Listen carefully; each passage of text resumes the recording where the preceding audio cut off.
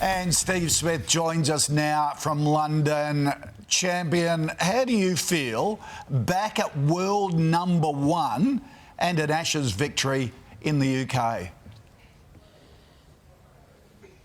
Good morning, guys. Yeah, I feel really good. It's been an amazing couple of weeks. Came over here to obviously compete in the Ashes and to be 2-1 up at the moment.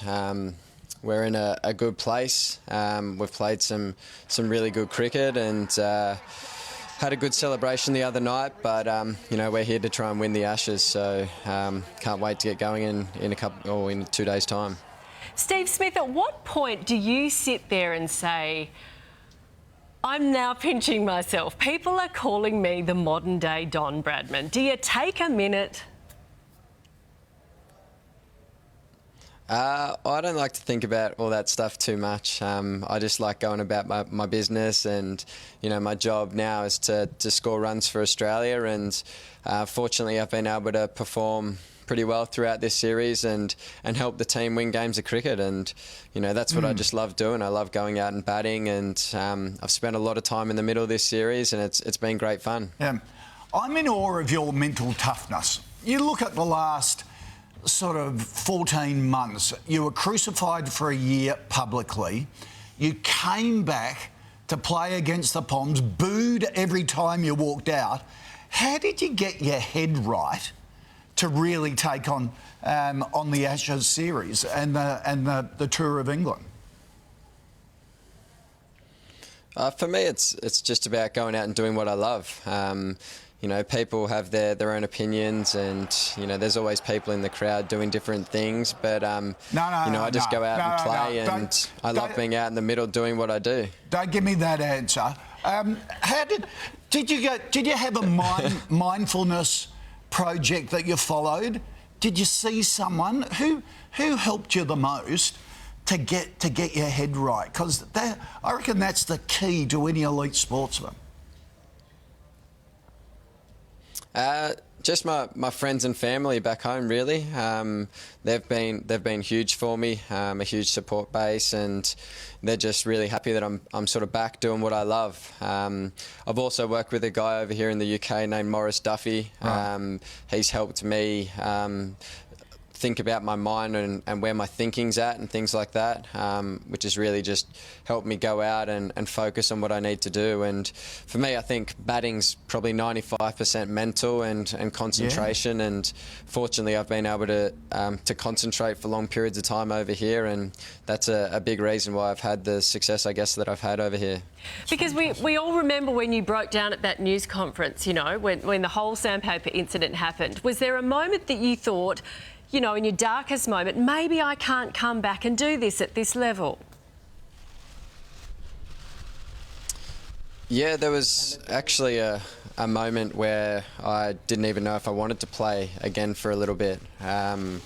When I had my elbow operation, I was not in a great place mentally, and it was extremely strange. The day that I got my brace off my elbow, it was like something just clicked into place, and it was like, all right, I'm ready to play again. I want to go back and do what I love, and I just had this real hunger to go out and bat and spend time in the middle, and I guess that's probably shown over the last couple of weeks. It is just extraordinary.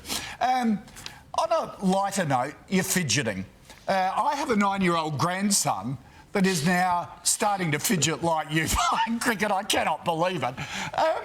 Tell me that routine and how important it is for you.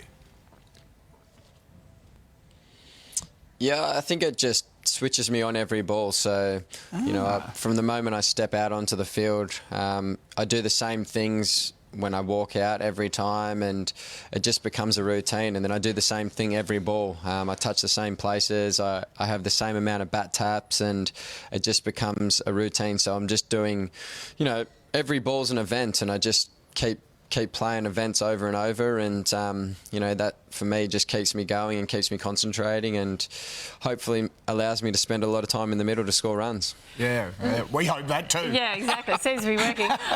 So let's just go to the bouncer in the second test, and you obviously missed the third due to concussion. What do you remember about that? We saw you out there on that ground. It was horrifying. Yeah, initially when I first got hit, it was like, am I okay here?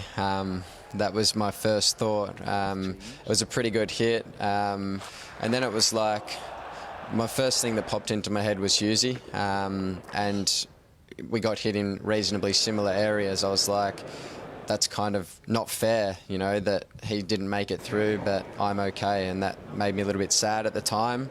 And then that sort of went away over the course of the day, and I actually felt pretty good after I got hit. I was touching the area and I couldn't really feel any pain, and I passed all my concussion tests, so I was okay to go out and bat. And then later that night I felt hungover, if that's a way to put it. I felt as if I'd had half a dozen beers the night before without actually enjoying the beers, but it was it wasn't a great place to be, and it took me a few days to recover from that, and went through all the tests, and fortunately I was able to get back for the fourth test. But also a shame to miss the third one, because that was such an amazing test match as well. Yeah, and you recovered by coming back with a double ton. Just extraordinary. Mate, thank you so much for spending time with us this morning. Really appreciate it. Congratulations on just an awesome season so far.